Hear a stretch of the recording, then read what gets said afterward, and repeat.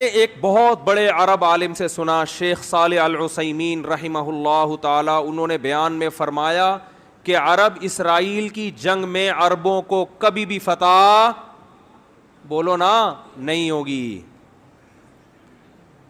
اس لیے کہ یہ عرب اسرائیل کی جنگ ہے. جب تک اس جنگ کو اسلام اور اسرائیل کا نام نہیں دیا جائے گا اللہ کی مدد نہیں آئے گی. مسلم اسرائیل کی جنگ کہو گے تو مدد آئے گی. اللہ نے عربوں کی مدد کا وعدہ نہیں کیا. اگر اللہ نے عربوں کی مدد کا وعدہ کیا ہوتا تو اللہ محمد صلی اللہ علیہ وسلم کے مقابلے میں جو عرب لڑ رہے تھے وہ زیادہ تھے، میجورٹی میں تھے. ادھر جو عرب تھے وہ اقلیت میں تھے نبی کے ساتھ، ادھر عرب میجورٹی میں تھے. اللہ ان کی مدد کرتا، ابو جہل کی مدد کرتا، عتبہ ابن ولید کی مدد کرتا، ابو لہب کی مدد کرتا اللہ تعالیٰ. آپ صلی اللہ علیہ وسلم تنہا اور آپ کے ساتھ اکیلے ابو بکر. تو بتاؤ، دو عرب اس طرف، باقی سارے بولو نا اس طرف. مدد کی ان دو کی نا. اس کا مطلب اللہ نے عربوں کی مدد کا وعدہ بولو نا بھائی نہیں کیا. کس کی مدد کا وعدہ کیا ہے؟ مسلم کی، اسلام کی. جو قرآن پر ایمان لائے گا اور اللہ کے نبی پر ایمان لائے گا اس کے لیے عربی ہونا ضروری نہیں ہے. تو اسلام کی جو دعوت ہے وہ کسی قوم کے ساتھ خاص نہیں ہے. مجھے وہ حدیث بڑی پیاری لگتی ہے. حضرت سلمان فارسی رضی اللہ تعالی عنہ، جو فارس کے تھے، پرشین تھے، فارسی بولتے تھے، جب ایران پر مسلمانوں نے حملہ کیا ہے، حضرت عثمان کا دور تھا غالباً، حملہ کہاں ہو رہا ہے؟ ایران پر. اور حملہ کرنے والے بڑے بڑے صحابہ، بڑے عشرہ مبشرہ میں بھی اکثریت اس جنگ میں موجود. کمانڈ کرنے والے سلمان فارسی. نہیں آ رہی بات؟ حملہ کس پہ کر رہے ہیں؟ اپنے ملک پہ. کس پر؟ ایران پر. صحابہ نے آپ سے اجازت مانگی کہ آپ ہمیں اجازت دیں ہم اٹیک کریں. آپ نے فرمایا نہیں. میں نے رسول اللہ صلی اللہ علیہ وسلم سے یہ فرماتے ہوئے سنا ہے کہ جب تک اسلام کی دعوت نہ دے دو اس وقت تک حملہ کرنے کی اجازت نہیں ہے. تو حضرت سلمان فارسی اپنی قوم پر حملہ کس کے خلاف ہو رہا ہے؟ بولو نا یار، کیا ہو گیا بھائی؟ بولنے میں کوئی پابندی ہے؟ تو میں بھی تو چیخ رہا ہوں نا، تھوڑا سا آپ چیخ لیں. اپنی قوم کے خلاف لڑائی. تو لڑائی سے پہلے اپنی قوم کے پاس دعوت لے کر گئے. دعوت کا انداز دیکھیں. جب بھی اسلام کی دعوت دی جاتی ہے تو انداز یہ ہوتا ہے بھائی ہم سب تم کو ایک خدا کی طرف دعوت دیتے ہیں، آؤ اسلام پہ تحقیق کرو، یہ دین برحق ہے. یہ تھا نا؟ نا نا نا نا نا، یہ انداز نہیں. اس وقت جو اسلام کی سب سے بڑی خوبی تھی نا اس کو ہائی لائٹ کیا کہ اس کے بعد بھی اگر اسلام سمجھ میں نہیں آ رہا تو پھر تمہاری سمجھ میں نہیں آئے گا. وہ خوبی یہ ہے کہ یا اہل فارس، اے اہل فارس، انا رجل منکم، میں تمہاری قوم کا آدمی ہوں. تمہیں پتہ ہے کہ عربوں میں عصبیت کوٹ کوٹ کے بھری ہوئی ہے. عرب کے علاوہ کسی کو برداشت نہیں، اپنے سے جیسا کسی کو نہیں سمجھتے. مجھے عرب نے نہ صرف یہ کہ عزت دی ہے اپنے جیسا، بلکہ اپنے سے برتر مجھے کمانڈر بنا دیا. عرب کی قیادت کس کے ہاتھ میں ہے؟ کمانڈر کون ہے؟ میں ہوں. یا اہل فارس، اے اہل فارس، انا رجل منکم، تمہاری قوم کا آدمی ہوں. ترون العرب یطیعوننی، چھوٹی موٹی قوم میری فرما برداری نہیں کر رہی. عرب کو دیکھ رہے ہو کہ تم میری کمانڈ کے تحت لڑ رہے ہیں. کیا انداز، خاندانی انداز تھا یا نہیں دعوت کا؟ آج اگر یہ چیز عربوں میں پیدا ہو جائے تو دنیا کا نقشہ بدل جائے گا. عرب کی عراق پر جب حملہ ہوا تو بعض عربوں نے نعرہ لگایا کہ کسی دوسرے عرب ملک پر ہم حملہ برداشت نہیں کریں گے. کاش وہ یہ کہہ دیتے کہ کسی دوسرے اسلامی ملک پر ہم حملہ برداشت، بولو نا، لیکن نہیں نکلتا منہ سے. عرب تو بھئی عربوں کی تو مدد کہیں بھی نہیں قرآن میں لکھی ہوئی کہ اللہ کہتے ہیں میں عربوں سے محبت کرتا ہوں. ایک آیت بھی ہمیں ایسی نہیں ملی. یہ جو حدیث ہے کہ عربوں سے محبت کرو اس لیے کہ قرآن عربی، حدیث من گھڑت ہے. ٹھیک ہے، ہم پھر بھی فضیلت کے قائل ہیں کہ اسلام آپ میں پہلے آیا، آپ نے دنیا کی قیادت کی، اس بیس پر ہم عزت دیں گے آپ کو.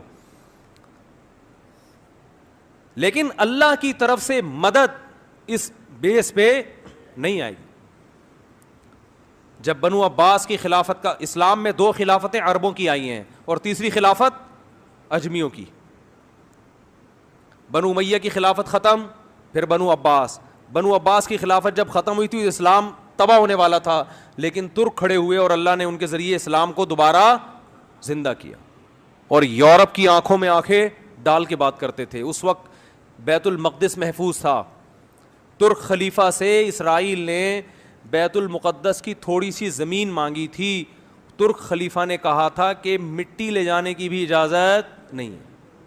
زمین تو دور کی بات، یہاں سے مٹی شاپر میں ڈال کے لے جانے کی بھی اجازت نہیں. اس وقت ہم اس قابل تھے کہ آنکھوں میں آنکھیں ڈال کے بات کرتے، اس لیے کہ اس وقت یہ جنگ عرب اسرائیل نہیں تھی بلکہ مسلم اور، بولو نا بھائی، اسرائیل. لوگ کہتے ہیں عرب جو ہے نا اسرائیل کو تسلیم کر رہے ہیں، تو بھائی کرنے دو. عربیت کی بیس پہ کر رہے ہیں، اسلام کی بیس پہ نہیں ہوگا. پاکستان اسلام کے نام پہ بنا ہے، عربیت کے نام پہ نہیں بنا. اس لیے پاکستان ابھی تک اسرائیل کو تسلیم نہیں کر رہا ہے اور انشاءاللہ نہیں کرے گا.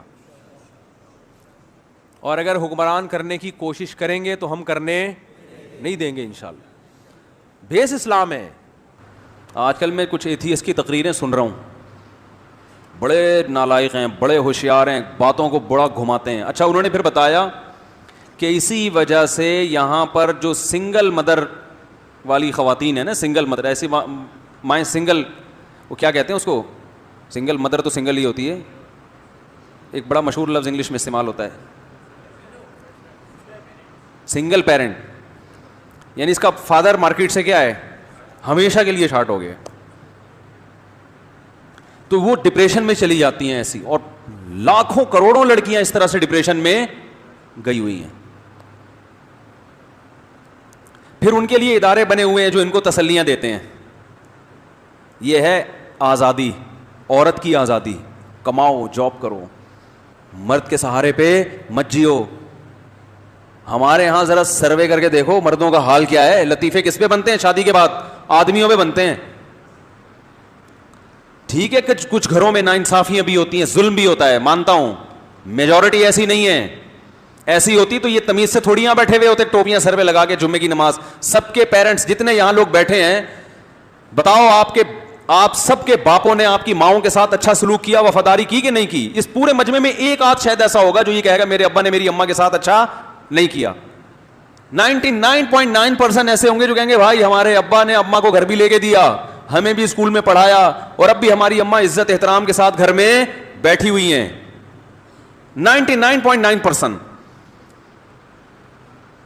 تو میں ایک ایتھیسٹ کی تقریر سن رہا تھا ایک ہفتہ پہلے یوٹیوب پہ. نام اس لیے نہیں بتاؤں گا کہ مشہور ہو جائے گا، کیونکہ ہم نے بہت سے نالائقوں کو بہت نام لے لے کے نا بہت مشہور کر دیا ہے. اور وہ بھی میرا نام نہیں لیتا، حالانکہ اس کو پتا ہے کہ میں ایتھیزم کے خلاف بہت بولتا ہوں. وہ کیوں میرا نام نہیں لے رہا؟ اس کو پتا ہے مفتی صاحب جواب کیا دے رہے ہیں میرے خلاف، خاندانی. وہ نام بھی ایسے لوگوں کے لیتا ہے جن کو سن کے لوگ اور اسلام سے دور ہو جاتے ہیں. ان کا نام لے کے کہتا ہے انہوں نے جو اسلام کی دلیل دی ہے نا یہ غلط دلیل دی ہے، تاکہ لوگ ان کو سنیں اور ویسے ہی کنفیوژن کا شکار ہو جائیں. کچھ ایسے اسلامک اسکالر ہیں تو نہیں اسلامی لیکن مشہور ہیں کہ اسلامک اسکالر ہیں. تو اس نے ایک خاتون کو بٹھایا ہوا، وہ بھی خدا کا انکار کرنے والی. وہ کہہ رہی ہیں اسلام نے کیسی سختی کی ہے عورتوں کے اوپر، ایسی سختی کی ہے کہ مرد زبان سے 3 لفظ نکالتا ہے اور بیچاری عورت کا بیڑا غرق ہو جاتا ہے. 3 دفعہ طلاق نکالتا ہے اور عورت کا بیڑا کیا ہو جاتا ہے؟ غرق. اور پھر کہنے لگی انڈیا نے اچھا کیا کہ 3 طلاقوں پہ پابندی لگائی اور اس پہ سزا رکھی ہے، اور بیڑا غرق ہو جاتا ہے. تو تائید کر رہا ہے وہ اس کی سامنے جو بیٹھا ہوا ہے اور 2-4 لوگ اور بھی. ہاں یار یہ دیکھو اتنا بڑا رشتہ، اتنا گہرا رشتہ، 3 لفظ نکالے اور کیا ہو گیا؟ ختم. اچھا اس سے پہلے یہ تقریر کر رہی ہے کہ اسلام نے عورت کو مرد کا تابع بنا دیا ہے، ایکولیٹی نہیں ہے اسلام میں، ہیں جاب نہیں کر رہی اور یہ وغیرہ وغیرہ. میں نے اسی وقت پکڑا، وہ میرے سامنے تو ہوتی تو میں اس کو جواب دیتا کہ اگر اسلام نے عورت کو بیوی بنا کے ظلم کر دیا اور مرد کے ماتحت بنا دیا، تو جب مرد نے دھڑا دھڑ 3 طلاقیں نکالی تو عورت کو تو خوشی سے پاگل ہو جانا چاہیے کہ میں مرد کی قید سے آزاد ہو گئی. تو اب اس پہ ترس کیوں کھا رہی ہو اتنا؟ یہ تضاد ہے یا نہیں ہے؟ نہیں آ رہی بات؟ اگر یہ آپ سمجھ رہی ہو کہ اس کا گھر تباہ ہو گیا, وہ بیچاری مظلوم ہے, اس کا مطلب شوہر بہت بڑی نعمت تھا جو اس کو ملا ہوا ہے, اور شوہر آدمی ہوتا ہے.